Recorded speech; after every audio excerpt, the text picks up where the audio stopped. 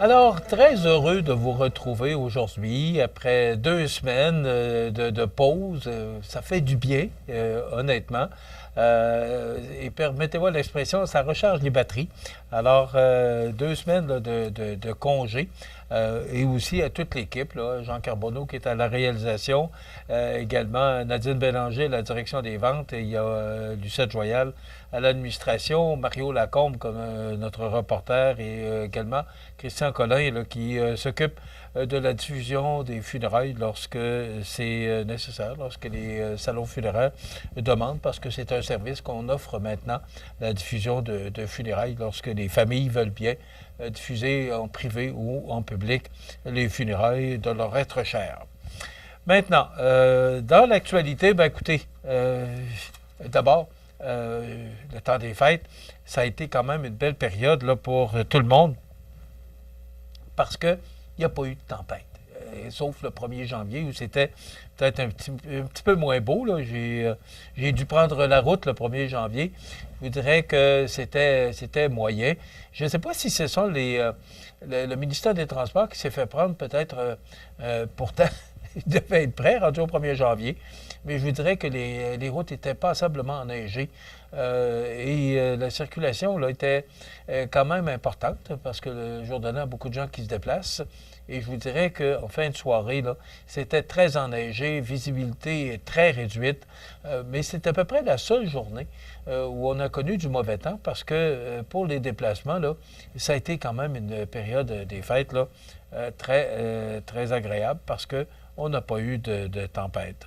Et on en annonce, là, et vous avez sûrement eu connaissance là, de cette grosse tempête là, qui s'est vue aux États-Unis. Je pense qu'on va y échapper, mais on avait justement un bulletin spécial météorologique ce matin qui nous indique qu'à partir de Rivière-du-Loup jusque vers Gaspé et les îles de Madeleine, là, il pourra connaître de fortes précipitations. On parle de 30 à 40 centimètres de précipitations sous forme de neige. Dans l'actualité, ben, vous l'avez entendu, je pense, et ça fait partie de la nouvelle la plus populaire ou la plus vue sur notre site Internet. C'est le décès de l'ex-maire de la ville de Montmagny, Gilbert Normand, qui est décédé le 1er janvier 2025 des suites d'une longue maladie. Moi, c'est un monsieur pour qui j'ai un immense respect. Il a pris les rênes de la ville en 1985 et j'ai vérifié pour vous donner l'information. C'est le maire Gauthier, Cachetan-Gauthier, qui a été maire pendant 5 mandats et il avait demandé un 6e mandat. Et c'est à ce moment-là que M. Gilbert Normand l'a affronté là, aux élections municipales et a battu le maire Cachetan-Gauthier et est devenu maire pour 2 termes, donc de 1985 à 1993. Moi, j'ai bien connu Gilbert Normand et je vous explique parce que, bon, vous avez sûrement peut-être suivi toute l'histoire de la radio de Montmagny, là. Mais en 1983, le 19 août 1983, la station AM CKBM a fermé ses portes. Et là, pendant plusieurs années, on a trouvé ou cherché des moyens pour pouvoir repartir la radio à Montmagny. Et là, j'avais commencé parce qu'il y a des gens qui étaient venus me solliciter. J'étais à Sorel à ce moment-là. Des gens qui étaient venus me solliciter parce que j'étais dans le monde radiophonique pour repartir la radio à Montmagny. Il y avait eu beaucoup d'assemblées.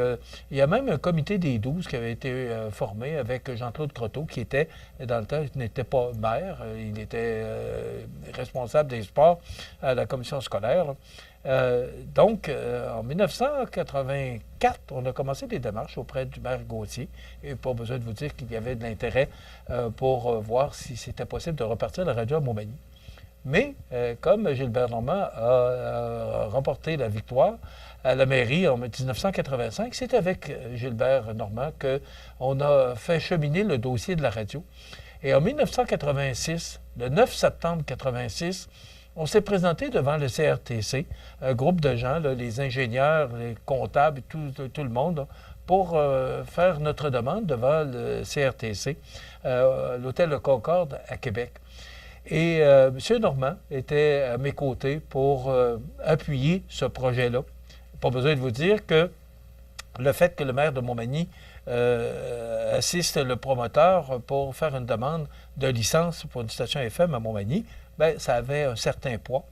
Et je vous raconte une anecdote parce elle est vraiment intéressante. C'est que M. Normand avait mentionné dans son texte de présentation et avait dit au commissaire et des gens qui étaient là au CRTC, avez-vous déjà pensé de faire une campagne électorale sans poste de radio? Et à un moment donné, lorsque tout a été terminé, toutes les questions ont été posées aux ingénieurs puis à tous les gens concernés, le commissaire, à ce moment-là, M. Thériet avait demandé OK, vous arrêtez tout. Toutes les questions, il n'y a pas d'autres questions, non. Alors, vous arrêtez tout. C'est une question qui est vraiment hors contexte, là, qui n'est pas dans la demande de licence. Et M. Thériet avait demandé à M. Normand, dites-moi comment vous avez pu réaliser votre campagne électorale sans station de radio. Et là, il avait mentionné qu'il avait un système. Imaginez-vous qu'on recule de 40 ans. Là. Alors, c'est un système téléphonique là, informatisé. Je dirais que ce n'était pas très populaire dans le temps. Mais c'est comme ça qu'il avait mentionné au CRTC, devant les commissaires, comment il avait pu réaliser sa campagne électorale. Et il avait remporté la victoire en 1985. Gilbert a été également député de l'ancienne circonscription, le Bellechasse-Etchemin-Montmagny-Lillet. Donc, c'est un homme qui a donné beaucoup. Je veux... attendez un petit peu. Il a entamé sa carrière politique en devenant maire de la municipalité, je l'ai mentionné, jusqu'en 1993. Lors des élections en 1997, il devint député du Parti libéral du Canada dans la nouvelle circonscription de Bellechasse-Etchemin-Montmagny-Lillet. Il a été réélu en 2000, mais ne s'est pas représenté en 2004. Donc, M. Normand qui a donné beaucoup pour sa région. Aujourd'hui, je veux le saluer pour tout ce qu'il a fait pour notre région, lui rendre hommage également et offrir à toute sa famille, à Lynn, sa conjointe, et toute la famille, nos plus sincères condoléances pour le décès de M. Normand. On vous informera là, de la suite des choses là, pour ses funérailles. On devrait être mis au courant au cours des prochains jours, prochaines heures. On attend un communiqué, à savoir est-ce que c'est un communiqué qui sera émis par la famille. On n'a pas de nouvelles à ce moment-ci. Est-ce que ce sera des funérailles civiques? Là? Est-ce que, parce qu'on se souvient, M. Croteau avait été à Chapelle-Ardente, à l'Hôtel de Ville. Est-ce que ce sera la même chose? Est-ce que la famille ira de l'avant avec... est-ce qu'il y a une proposition qui sera faite à la Ville? Alors, tout ça, on vous donnera de l'information lorsqu'on aura ces informations. Bon, alors Jean m'indique là, que les funérailles auraient lieu le 25 janvier prochain à 15 heures à l'église Saint-Thomas de Montmagny. Donc, on vous donnera plus de détails là, au cours des prochaines heures. Donc, décès du maire de l'ex-maire de Montmagny, M. Gilbert Normand. Bon, écoutez, si vous n'avez pas entendu parler de la démission de Justin Trudeau, c'est que vous n'aviez pas aucun appareil, vous n'avez pas regardé la télévision, vous êtes allé faire du sport, je ne sais pas, mais vous n'étiez pas devant votre téléviseur hier. M. Justin Trudeau qui a annoncé sa démission comme chef de parti du Parti libéral du Canada, également comme premier ministre. Il cédera officiellement ses fonctions lorsque son successeur ou sa successeur sera connu. Bien sûr, on a eu des réactions du député Généreux. M. Généreux sera avec nous demain. On l'a invité pour justement nous... Parce que là, il y a prorogation jusqu'au 24 mars de la Chambre des communes.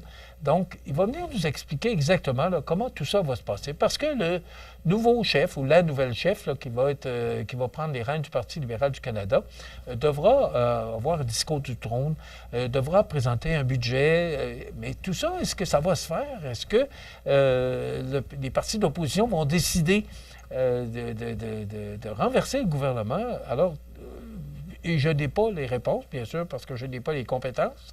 Alors, on a invité M. Généreux pour venir nous expliquer exactement là, comment ça va se passer. D'abord, hier, j'entendais, là, ce ne sont pas des vacances pour personne, le fait que le gouvernement soit prorogé. Bien au contraire, c'est que tout le monde doit se préparer parce qu'il va y avoir une élection. Mais quand? Ça, personne ne le sait. Donc, toutes ces questions, et j'ai beaucoup de questions pour lui, et probablement qu'il y a des questions qui vous intéresseront, vous aussi, là, et des réponses là, par rapport à ce qui va se passer au cours des prochaines semaines. Donc, c'est une invitation que je vous lance à être des nôtres demain pour cette entrevue avec M. Généreux, qu'on aura aux alentours de 8h35, et on le gardera avec nous jusqu'à la fin de l'émission là, pour vraiment faire le tour de la question par rapport à tout ce qui se passe à Ottawa actuellement. Demain, il y aura également notre chronique culturelle avec Mme Cynthia Lamontagne. Donc, c'est le retour de la chronique culturelle.